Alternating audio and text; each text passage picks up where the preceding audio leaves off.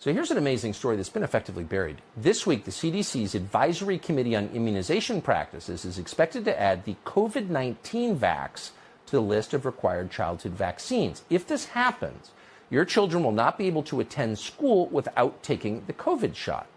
Now, the problem is there is no medical basis for this decision whatsoever. Even the CEO of Moderna has just admitted that most people do not need the booster. In fact, in this country, it's like 4% of adults have gotten the booster because they know now. We're quoting, "It's going to be similar to the flu," he said. So what is this exactly? Dr. Marty Makary is a man we trust. He's a professor at Johns Hopkins University. He joins us tonight to assess. Doctor, thanks so much for coming on. Is it an overstatement to say there's really no medical justification for this? Well, there's certainly no clinical data. They've got data from 8 mice on the Omicron vaccine in young people. And the child vaccine story is essentially a story of bypassing clinical data, which is why many of us are asking, why even have an FDA? Why do we even do clinical trials? Right now, we've got pharma saying, hey, we did a study. We're going to give you the top line of the press release. We're going to call the White House, and the White House then calls the FDA and the CDC and tells them to get in line. They bought 170 million doses of this new Omicron vaccine. There has never been a vaccine added to the child immunization schedule without solid clinical evidence that it reduces disease significantly in the community. The COVID vaccine in children will be the first. It will be added with no clinical data.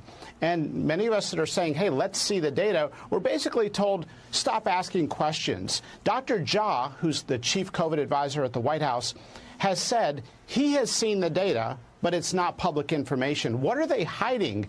Why can't we see this information? Instead, we're basically seeing this intense paternalism to really just do what we say and stop asking questions. And the CDC's committee that's voting, I mean, that is essentially a kangaroo court. You have to be an official card-carrying vaccine fanatic to be on that committee. If you're not, then basically they're not going to accept people who think that some vaccines are important and others lack the evidence to support broad distribution. Remember, 1 in 5,000 vaccine doses results in a severe adverse event, according to data from overseas, from Germany, because we don't fund that research in the U.S. And in Israel, they took 283 people who got myocarditis from the vaccine. One of them died. 2 were in the ICU. So if thousands of people are going to get myocarditis from this indiscriminate vaccination in young, healthy people, we're going to see some unintended harm. And my concern is that some schools may blindly accept this. So if the CDC decides to go ahead and put this on the routine vaccine schedule, it'll be up to states. And that's where I think parents have a right to say, let's see some clinical data before we force this as a requirement for school. Well, yeah. I mean, this is like... You're so understated in your effect, but what you're saying is shocking, I think, to the layman anyway. So I appreciate you're saying it. I'm sure you're taking a lot of heat for it, but we're grateful. Dr. Marty Makary of Johns Hopkins, thanks.